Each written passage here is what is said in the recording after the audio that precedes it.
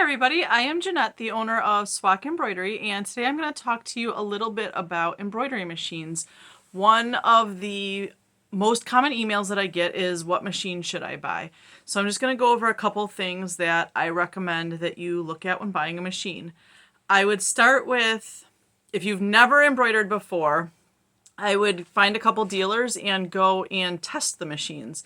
You can go and spend a couple hours there and try different features. A lot of times when you buy a machine, you'll get a couple classes with it as well. Don't be afraid to ask questions because they are fairly expensive and you want to make sure that the machine will do what you want it to do.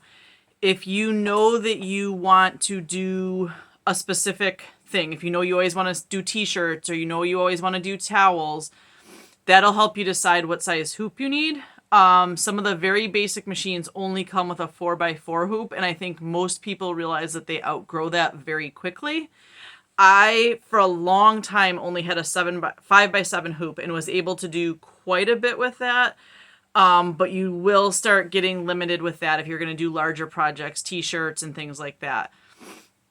You also want to look at different features on the machine and what you're going to use.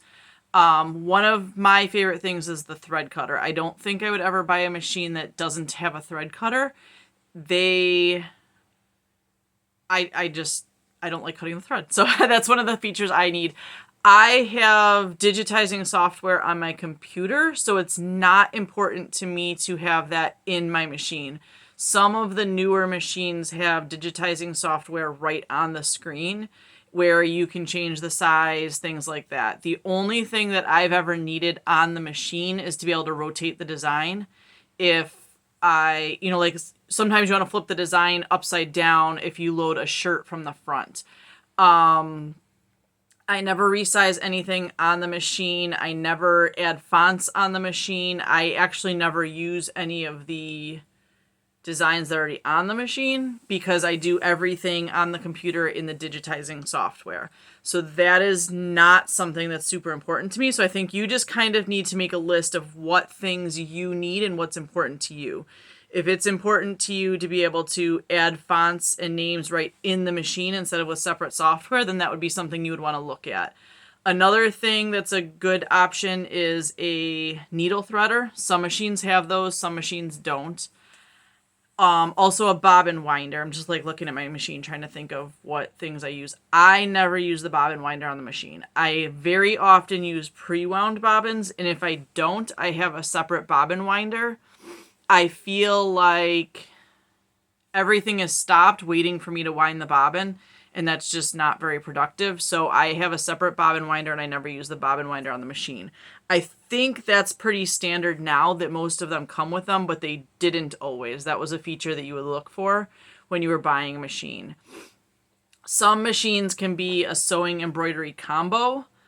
I have a separate embroidery or separate sewing machine and embroidery machine, so I don't need the combo. But if you're somebody that's only going to embroider a couple times a year and then do a little bit of sewing a couple times a year, that might be a nice option as well. Then with domestic machines, they're almost always single needle. You change the thread every time for every color. They also have commercial machines that will hold different amounts of thread. So 6 threads, 12, 10, 15, and you put all of the colors that you need for your project on there, and then you can hit start and walk away. I don't leave the area. I sit right next to my commercial machine with my computer, and I work while it's running because it can break a needle, the thread can break, things like that. You don't want to just like push it and totally leave. In my last video, you can see my setup with the 2 commercial machines, but for some reason, the lighting down there is terrible. I got to figure that out. I have really good LED lights down there so I can see, but it doesn't show well on camera. So I'm actually in my basement right now with a curtain behind me, and this hopefully looks much better. I have 2 15 needle machines so I will just program all the colors for the whole thing and hit start, and it changes the colors. It goes to the next thread. Those also come with like the ability to do hats. A lot of domestic machines don't have hat hoops because they're set up a little bit differently. So you kind of just need to look at what works for you. I would never say everybody should buy this machine. This is the machine you need. And then, you buy a large machine and you embroider twice a year. Some of it is also space. I actually broke my domestic machine about 3 months ago, and I went and looked, and where I have it set up, now I could move it, but where I have it set up is actually kind of in a corner of our living room, so it'll run a little bit during the day when I'm home, and it is like just 6 inches from the wall. So I can't put a bigger hoop on there than the 5x7.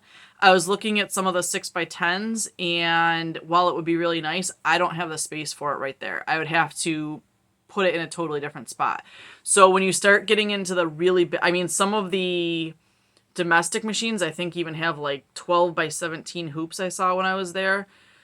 But you have to be able to move that hoop back and forth into the sides and have a very large space for that machine to be able to run. So make sure that you have space for the machine because it needs to be cleared all the way around so the hoop doesn't hit anything. If the hoop hits something, it's going to mess up your whole design. What else? I would look, for me personally, I wanted a machine that I knew that I could buy multiple hoops for. Sometimes that's also not an option. Because I will hoop my next project while the first one is sewing. So I'll have like 3 or 4 hoops, even if they're all the same size, and I'll have the next one ready so that as soon as it's off the machine, I don't have to take the hoop off and then start it. Because again, I want that machine running as much as possible. So make sure that you can get the supplies that you need for it. Another important thing is I would go with a brand that the dealer is close to you and the dealer has a good reputation for their service. If you buy something online or something from out of town and the machine breaks, you're going to have a hard time finding someone to service it. So I would go in and talk to a couple local dealers and see what they have and what they offer and try to go with that brand versus me just giving you the name of a brand that you should use. There are some companies that have videos online. I have done a couple of those where I fixed it myself if it was something minor with like online YouTube videos and things like that. So if you have any questions, let me know, and hopefully this will help you pick out a machine. Thanks. Have a good day.